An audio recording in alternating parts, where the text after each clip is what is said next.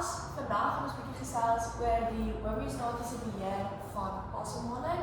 Hierdie kan julle vind in julle handboek op bladsy 191 tot 192 as julle wil saamvolg. So, voor ons begin wil ek eers by julle weet wat presies homeostatiese beheer is en of julle 'n idee het van wat dit behels.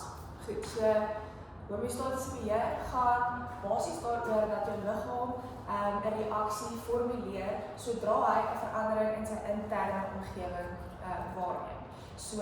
Sodra daar iets in die normale pH-vlakke, soutvlakke, watervlakke of soos waarvan ons vandag gaan praat, koolstofdioksiedvlakke is, dan neem jou liggaam dit waar en dit sit 'n reaksie in beweging dat dit hierdie verskil kan teken. Goed. So hierso sê ons staan vandag gaan ons kyk na die homeostatiese beheer van asemhaling en alles wat daarmee gepaard gaan en ons gaan dan die kennis van hierdie homeostatiese beheer vat en dit dan op 'n gegewe scenario toepas. So wanneer ons kom by die scenario, gaan ons in groepe verdeel en julle gaan elkeen 'n spesifieke scenario kry wat julle dan moet gebruik om te verduidelik hoe die liggaam sy homeostatiese beheer dan sal toepas.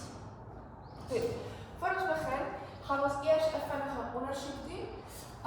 Ons gaan gaan kyk wat gebeur met asemhalingstempo tydens verskeie aktiwiteite. So wat ek wil hê is jy moet nou rustig sit, haal mooi lekker diep asem en kyk hoe is jou asemhalingstempo. Is dit vinnig terwyl jy sit of is dit stadig?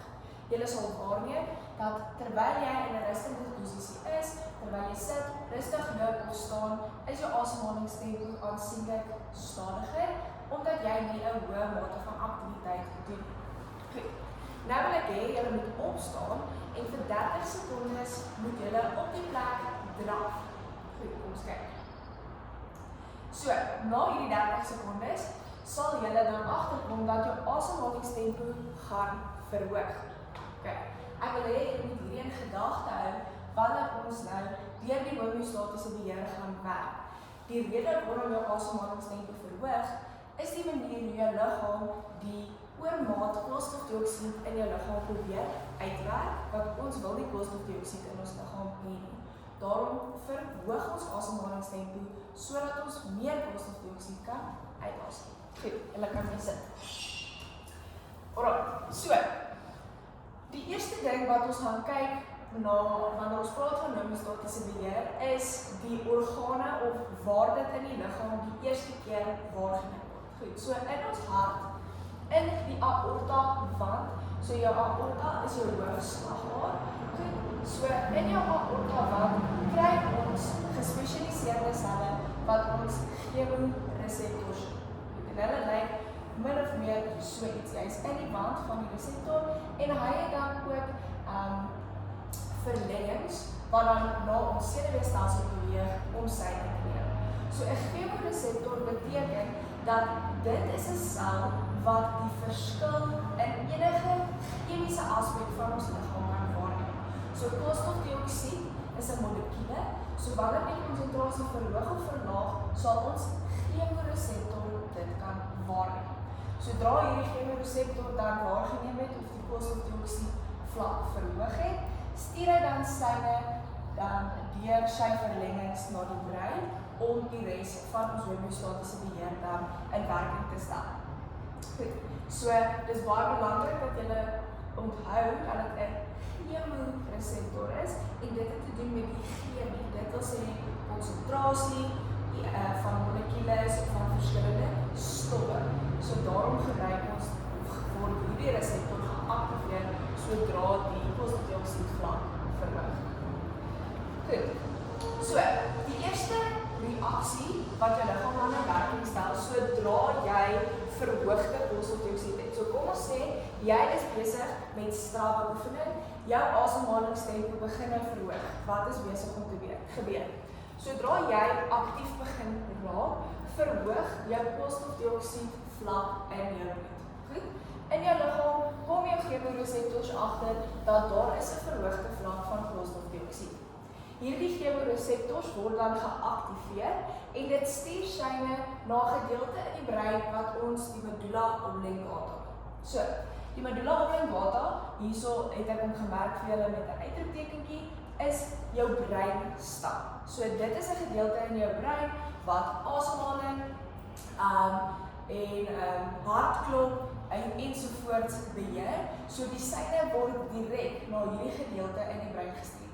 Julle sal sien, hy is ook aan die begin van jou rugmerg, aan die basis van jou brein, kom hierdie sentrum voor. Goed, so die chemoreseptor in jou aortaband stuur dan die sein na die medulla oblongata. Die eerste sentrum in die medulla oblongata waarna toe die syne gestuur word, is die asemhalingssentrum. Want ons wil nou probeer om die koolstofdioksied uit die liggaam uit te kry. So, sodra die die asemhalingssentrum dan geactiveer word, dan word die syne na jou tussenlipspiere en jou diafragma gestuur om vinniger saam te trek en vinniger te verslap, om jou longe daardie kapasiteit te gee om meer lug in te asem en dan ook vinniger lug uit te asem. So, die diafragma en die tussenlipspiere word gestimuleer en jou longe of jou asemhalingstempo verhoog. Dus ons like dit vir julle gewys, asemhalingstempo gaan dan verhoog. Goed, so, kom ons sê net gou weer, sodra jy strawwe oefening begin doen of enigstens fisies aktief raak, verhoog die koolstofdioksied vlakke in jou bloed.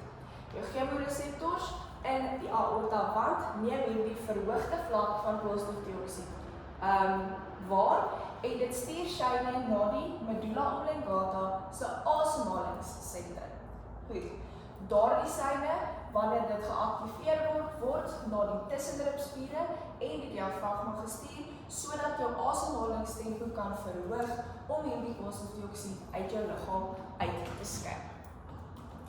Op dieselfde tyd, terwyl jy jou asemhalingstempo verhoog, gebeur presies dieselfde, jou chemoreseptors word geactiveer deur die verhoogde koolstofdioksied vlak en dan is daar 'n ander sentrum in jou medulla oblongata wat ook geactiveer word. En dit is jou kardiovaskulêre sentrum. So die sentrum wat jou hartklop bepaal. Goed. So, sodra daardie sentrum in die medulla oblongata geactiveer word, dan word daar syne na jou hartspier gestuur sodat jou hart vinniger en sterker saam kan trek. Waarom wil ons dit hê? Ons wil verseker dat die koolstofdioksied wat in ons bloed voorkom, vinniger by die longe kan uitkom, sodat dit terwyl die asemhalingstempo verhoog ook vinnig uitgeasem kan word. Goed, so.